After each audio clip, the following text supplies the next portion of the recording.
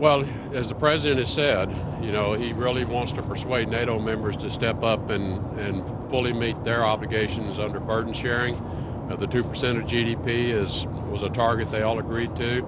I think you can expect the president to be very tough on them on saying, look, the U.S. is spending 4%. We're doing a lot. The American people are doing a lot. For your security, for our joint security, you need to make sure you're doing your share for your own security as well. So I think that's going to be the core of his message to NATO. Will he also ask for NATO to join the ISIS coalition? Do you believe that that's the right move? And what's your time? Has the president made up his mind yet on troops to Afghanistan?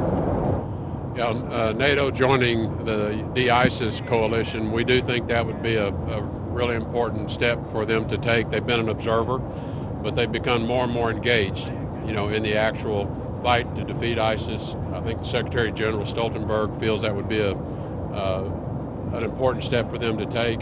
There are a couple of countries that are still thinking it over. I've had meetings actually with one of those. I think they're going to support NATO joining and becoming a formal member of the ISIS. Do you think that the attack in Manchester is going to change the conversation at all in this NATO meeting?